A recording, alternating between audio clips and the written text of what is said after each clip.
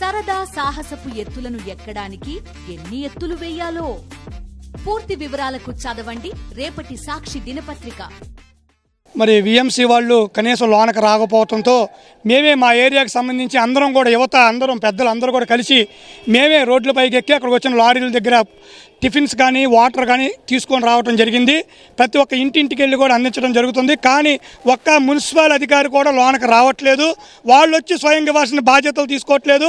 వాళ్ళు రోడ్ల మీద పెట్టేస్తే కొట్టుకోమన్నట్టు అలా లారీలు పెట్టి వదిలేస్తే మేము ఎగబడి అందరూ కూడా తీసుకొని వచ్చి ఇంటింటికి కూడా తీసుకెళ్లే కార్యక్రమం మన యువత మన కుర్రవాళ్ళు మన పెద్దలు అందరూ కూడా కలిసి చేయడం జరుగుతుంది. గతంలో వాలంటీర్స్ ఉన్నప్పుడు మనకి ప్రతి ఇంటికి కరోనా టైంలో కూడా ప్రాణాలు సైతం లెక్క చేయకుండా వైఎస్ఆర్ కాంగ్రెస్ పార్టీ హయాంలో ప్రాణాలు సైతం లెక్క చేయకుండా వాలంటీర్లు ఉన్నప్పుడు ప్రతి ఇంటికి కూడా పంపించడం జరిగింది.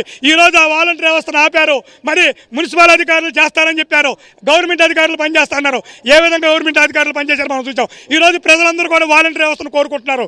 వాలంటీర్ వ్యవస్థ ఉంటే ఇంత బాధ మనకు ఉండేది కాదుగా అని చెప్పి ప్రతి ఒక్క ప్రజలు కూడా ఆలోచన చేస్తూ ఉన్నారు. ఈరోజు వాలంటీర్ వ్యవస్థను కూడా వెంటనే పెట్టాలని చెప్పి ముఖ్యమంత్రి చంద్రబాబు నాయుడు గారు కూడా ఈ సందర్భంగా డిమాండ్ చేస్తూ ఉన్నాం. అలాగే చంద్రబాబు నాయుడు గారు చర్చి సెంటర్ వచ్చారు. వచ్చినప్పుడు మేము అందరం కూడా లోనికి రండి సార్ అంటే వాళ్ళు భయపడి వెనక్కి వెళ్ళిపోయిన పరిస్థితి. పక్కనే ఉన్న ఉమా గారు ఏం చెప్పారంటే లోనికి వెళ్ళలేం సార్ మనం ఇబ్బంది పడిపోతాం అంటే ఆయన బండి వెనక్కి తిప్పుకొని వెళ్ళిపోయారు. మీరే లోనికి రానినప్పుడు మీ సామాన్య ప్రజల పరిస్థితి ఏంటి? మీరు గ్రహించలేకపోయారా అండి? అవన్నీ కూడా మేము డిమాండ్ చేస్తా ఉన్నాం. మా ఏరియాను పట్టించుకోండి.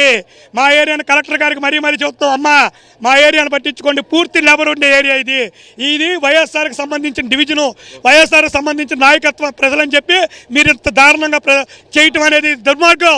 మీకు కూడా ఇక్కడ ఓట్లు పడ్డాయి, అందరికీ ఓట్లు పడ్డాయి, ప్రజలు అందరికీ వేశారు. కాబట్టి ఎవరికి ఓట్లు వేసినా పట్టించుకోవాల్సిన బాధ్యత మీ మీద ఉందని నేను చెప్పి ఈ సందర్భంగా తెలియజేస్తా ఉన్నా. కరకట్ట కింద డౌన్లో ఉన్న వాళ్ళకి చివరి డెడ్ ఎండ్ ఉన్న వాళ్ళకి అందాలండి ఫుడ్ అంతా.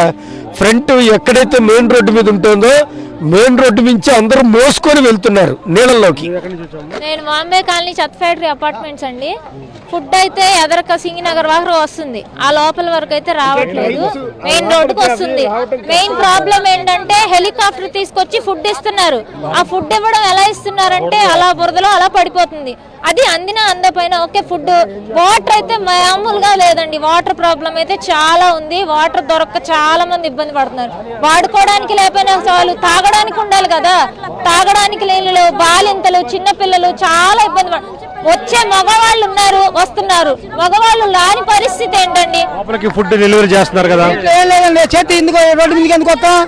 రోడ్డు ఏం చేయట్లేదు. రోడ్డు మీదకి వచ్చాం. ఒక అధికారం వచ్చే ఎవరికి పొలం మీద వస్తారు, ఫోటో తీసుకుని వెళ్ళిపోతారు అంతే.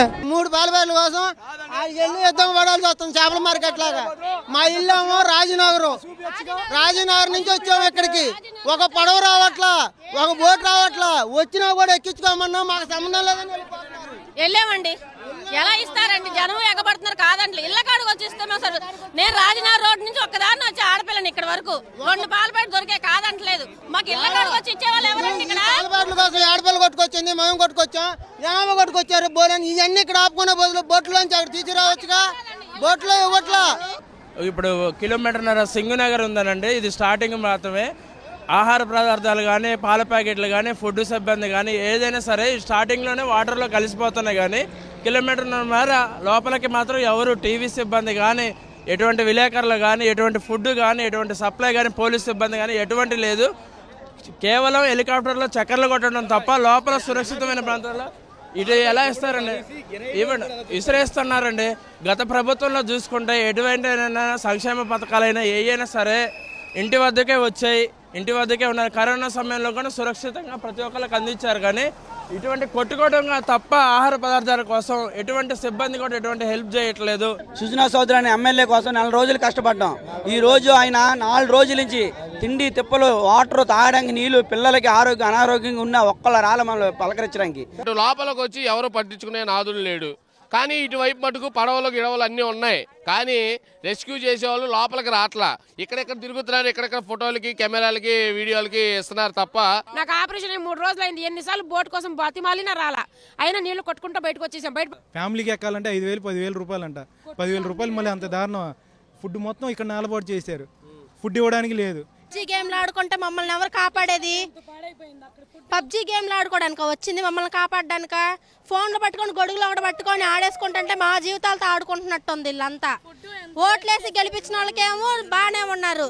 2 days అయింది, ఎవరు రాలేదు. ఫుడ్ ఇవ్వడానికి ఎవరు రాలేదు, రెస్క్యూ చేయడానికి కూడా ఎవరు రాలేదు. ఇందాక నేను విన్నా ఎవరో ప్రెగ్నెంట్ లేడీని కూడా బోట్లో ఎక్కించుకోలేదంట. తట్టుగా ఉండే వాళ్ళు మేము 3 రోజులు బట్టి మేము పడ్డ యాతన, నరక యాతన అనుభవిస్తున్నారు లోపల. ఇక్కడ మొత్తం వేస్టేజ్, మొత్తం ఇక్కడ మాత్రం విపరీతంగా వేస్టేజ్ చేస్తున్నారు. గవర్నమెంట్ ఏదో మంచిగా చేస్తుందని చెప్పేసి జనాలు అందరూ ఓట్లేసి గెలిపించిన దానికి ఈరోజు కష్టాలు పడుతున్నారు జనాలు. ఈ ఏకలింగల అమ్మాయి బాబు, మీ అన్నకు ఆటో డేక్ ఉంది బాబు. అలాగే నడుచుకుంటూ నీటిలో పడవ తీసుకురాలని నడుచుకుంటే వచ్చాం బాబు. సామాన్లు అమ్మేసుకుంటున్నారన్న, మంచినీళ్ళు పాల ప్యాకెట్లు తీసుకొస్తున్నారు, అవన్నీ అమ్మేసుకుంటున్నారండి. అక్కడ 30 రూపాయల పాల ప్యాకెట్ని 150 రూపాయలకి అమ్ముతున్నారు. ఇంకా అసహ్యం వేసిందండి. ఏదో చేస్తారు బాబు గారు వచ్చి అనుకున్నాం, ఏం మాకైతే నిజంగా బాధగా ఉంది. ఇప్పటికి ఎంతమంది చనిపోయారు ఎవరు లెక్కేసుకోలేరు. ఎందుకంటే ఒక్కొక్క ఫ్లోర్ ఉన్న ఇల్లు అయితే ఖచ్చితంగా చనిపోవాల్సింది, ఏమి చేయలేరు. 2 ఫ్లోర్లు ఉన్న వాళ్ళు పైకెక్కి ఏ నీళ్ళు అట్టా గడుపుతున్నారు. ఒక ఫ్లోర్ ఉన్న ఖాళీలు చాలా మంది చనిపోయి ఉంటారు. 3 రోజులు ఏ అధికారి కానీ ఎవడైనా తొంగి చూసిన వాళ్ళు లేడు.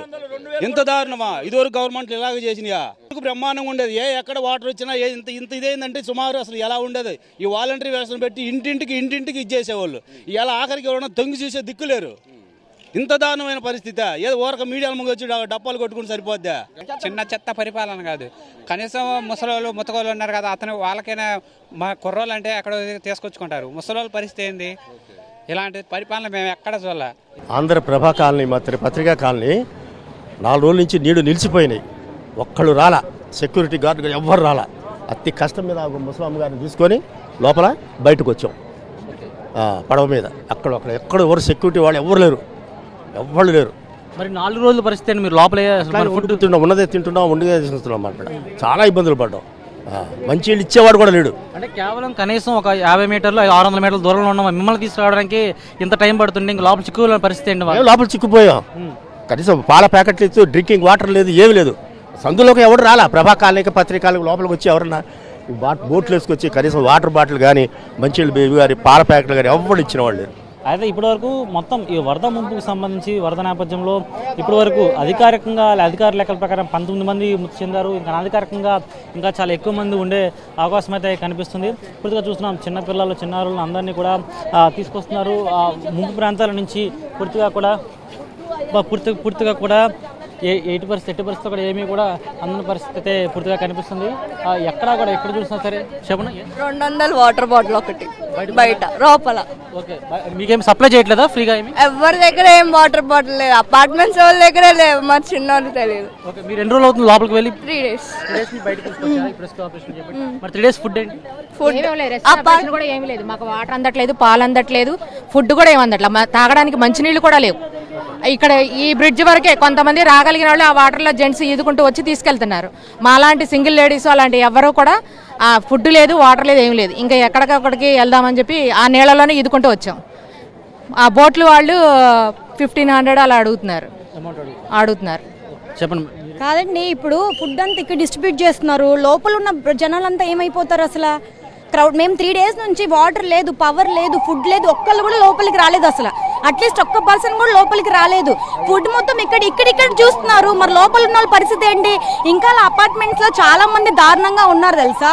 మీరు ఇక్కడ పొజిషన్ చూస్తున్నారు, లోపల అసలు ఎంత ఇబ్బంది పడుతున్నారు.